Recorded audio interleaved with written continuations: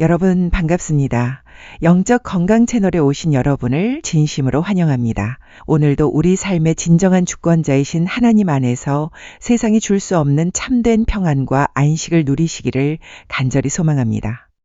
우리는 지난 시간 우리 뇌 속에 숨어있는 왜곡된 해석자를 잠재우고 분주함을 멈추어 단 하나를 선택하는 지혜에 대해 나누었습니다. 아버지가 10억이라는 용돈을 주기 위해 자녀에게 맡긴 딱 1%의 역할, 바로 구두 닦기의 법칙을 통해 우리가 내딛는 한 걸음이 얼마나 큰 축복의 수문을 여는 도구인지 확인했습니다.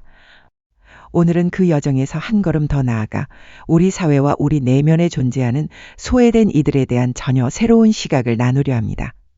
오늘 영상의 제목은 80%의 역설과 사랑의 순환, 당신의 결핍은 하나님의 예비 전력입니다. 입니다. 여러분은 파레토의 법칙이라는 말을 들어보셨을 것입니다.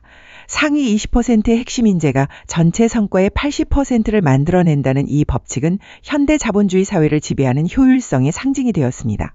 그래서 우리는 끊임없이 그 잘난 20%에 들기 위해 자신을 채찍질합니다. 만약 내가 그 대열에 합류하지 못하면 스스로를 잉여 인력이나 가치 없는 존재로 여기며 깊은 자괴감에 빠지곤 합니다. 하지만 하나님 나라의 법칙은 이 세상을 완전히 뒤집어 놓습니다. 하나님의 시각에서 보면 20%만 특별한 존재가 아닙니다. 나머지 80% 역시 존재 그 자체로 특별하며 오히려 그들이 하나님 나라의 거대한 생태계를 유지하는 예비 전력이자 사랑의 통로라는 사실을 우리는 깨달아야 합니다. 하나님께서는 때때로 없는 자들을 들어있는 자들을 부끄럽게 하십니다. 이것은 강한 자를 심판하려는 가혹한 행위가 아닙니다. 오히려 정체된 사랑의 흐름을 뚫기 위한 거룩한 순환의 설계도입니다. 있는 자들에게는 자신의 소유를 흘려보내 사랑을 완성할 기회를 주시고 없는 자들에게는 기꺼이 받는 훈련을 통해 하나님의 실제를 경험하게 하시는 것입니다. 이 원리를 가장 잘 보여주는 사건이 바로 광야의 만나 사건입니다. 출애굽기 기사에서 만나는 단순히 배고픔을 해결하는 양식이 아니었습니다. 그것은 인류 역사상 가장 완벽한 사랑의 순환 체계를 실험하신 사건이었습니다. 성경은 많이 거둔 자도 남음이 없고 적게 거둔 자도 모자람이 없었다고 기록합니다. 매일 하늘에서 내려오는 일용할 양식은 소유하려는 에고의 습성을 무너뜨렸습니다. 저장을 하려 하면 썩어버리는 만나는 에너지는 고여있을 때 독이 되고 흐를 때 비로소 생명이 된다는 뇌과학적 진실을 우리에게 가르쳐 줍니다. 결핍이라는 진공 상태가 있어야만 하나님의 10억 배 은혜가 그곳으로 이동해 올 수 있습니다. 저 역시 과거에는 남에게 무언가를 받는 것을 죽기보다 싫어했습니다. 자존심이 상한다고 생각했기 때문입니다. 나는 항상 주는 자의 위치에 있어야 하고 내가 능력이 있어야 한다고 믿었습니다. 하지만 하나님께서는 저를 철저하게 낮추시며 먼저 받는 훈련을 시키셨습니다. 내가 아무것도 할 수 없는 자리에서 그저 주어지는 은혜를 받아 먹어야만 하는 시간을 지나게 하셨습니다. 그 훈련을 통해 저는 깨달았습니다. 진정으로 받지 못하는 사람은 결코 진정으로 줄 수 없다는 사실을 말입니다. 아이는 부모로부터 무조건적인 사랑을 받아야 합니다. 그 사랑의 맛을 충분히 보고 누린 아이가 자라 부모가 되었을 때 비로소 누군가에게 주는 사랑이 무엇인지 알게 됩니다. 천국은 침노하는 자의 것이라는 말씀은 바로 이 사랑에 대한 갈망을 의미합니다. 그 맛을 아는 자가 더 큰 열망으로 주님을 찾게 되는 것입니다. 우리는 또한 유기체적인 보안의 신비를 기억해야 합니다. 제가 자주 말씀드리는 늑대의 비유처럼 늑대의 한쪽 다리가 상하면 나머지 세 다리가 그 무게를 나누어 짊어집니다. 뇌 한쪽이 손상되면 다른 구역이 그 기능을 대신 수행합니다. 이것이 살아있는 유기체의 특징입니다. 기계는 부품 하나가 망가지면 멈추지만 생명은 보완하고 치유하며 새로운 길을 찾아냅니다.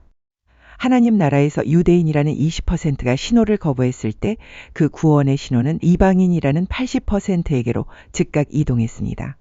하나님 나라에서는 에너지가 소멸하지 않습니다. 단지 가장 잘 수신할 수 있는 빈 마음을 향해 이동할 뿐입니다. 여러분의 결핍과 상처는 복음을 빨아들이는 강력한 안테나가 됩니다. 80%의 없는 자들이 복음을 더 먼저 받아들이고 리더가 되어 나머지 20%를 부끄럽게 하는 반전의 역사가 지금도 우리 삶에서 일어나고 있습니다. 이 모든 과정의 출발점은 바로 존재의 변화입니다. 우리는 종종 모래 위에 집을 짓고 그것을 지키려 집착합니다. 쌓아 올린 성공과 명성이라는 모래성에 집착하다 보면 그 아래에 놓인 영원한 반석을 발견할 기회를 놓칩니다. 하나님께서 때때로 우리 삶에 창수와 비바람을 보내시는 이유는 우리가 공들여 만든 모래성을 무너뜨리기 위함입니다. 그래야만 비로소 반석 위에 집을 다시 세울 수 있기 때문입니다. 존재가 변해야 행위가 변하고 소유가 따라옵니다. 먼저 그의 나라와 그의 의를 구하라. 그리하면 이 모든 것을 너희에게 더하시리라는 말씀은 바로 이 우선순위를 말합니다. 내가 누구인지 깨닫는 존재의 거듭남이 이루어질 때 우리의 모든 행위는 예수님의 거룩한 습관으로 바뀝니다. 낡은 해석자가 지배하던 지옥의 구습을 벗어던지고 새 수를 담는 새 부대가 되는 것입니다. 외상후 성장이라는 심리학적 용어가 있습니다. 이것은 큰 시련을 겪은 사람이 단순히 이전 상태로 회복되는 것을 넘어 시련을 통해 더 높은 차원의 존재로 성장하는 것을 의미합니다. 초칠라 납치 사건에서 마이클 마샬이 무력감에 빠지는 대신 땅을 파는 행동을 선택했듯이 우리 역시 고난 앞에서 거룩한 해석자를 선택하는 한 걸음을 내딛어야 합니다. 여러분의 상처는 부끄러운 흔적이 아닙니다. 그것은 여러분이 하나님 나라의 예비 전력으로 깨어나고 있다는 신호입니다. 잠든 자는 죽은 자가 아닙니다. 잠은 반드시 깨어남을 전제로 합니다. 지금 잠든 것처럼 보이는 80%의 사람들에 대해 우리가 신뢰하고 기다려줄 수 있는 이유는 그들 안에도 하나님의 한 방울인 신성이 이미 깃들어 있기 때문입니다. 오늘 하루 여러분의 현재 속에서 천국을 찾는 거룩한 습관을 연습해 보십시오. 남들이 다 가는 넓은 길에서 잠시 벗어나 내면의 세미한 음성에 귀를 기울여 보십시오. 5초의 멈춤으로 내면의 소란을 잠재우고 하나님의 신호를 수신하십시오. 여러분이 내딛는 그 작은 한 걸음이 10억 배의 축복을 현실로 만드는 마중물이 될 것입니다. 덜 거두어도 모자람이 없고 더 거두어도 남음이 없는 신비로운 사랑의 순환 체계 속으로 들어오십시오. 여러분은 잉여가 아닙니다. 여러분은 하나님 나라의 완성을 위해 없어서는 안 될 거룩한 조각입니다. 여러분의 결핍이 누군가에게는 줄 수 있는 기회가 되고 여러분의 받음이 하나님의 영광을 드러내는 통로가 됩니다.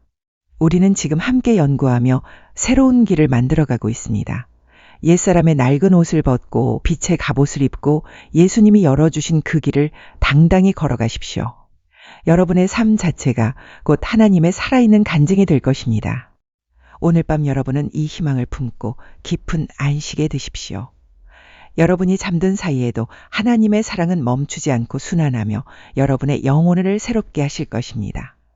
내일 아침 눈을 뜰 때 여러분은 어제보다 더 맑은 영의 눈으로 세상을 보게 될 것입니다. 시청해 주셔서 감사합니다. 다음 시간에는 우리 육체의 한계를 넘어 눈에 보이지 않는 영적 실제를 어떻게 구체적으로 감각하고 체험할 수 있는지 더 깊고 놀라운 뇌과학과 영성의 비밀을 가지고 찾아오겠습니다. 평안하십시오.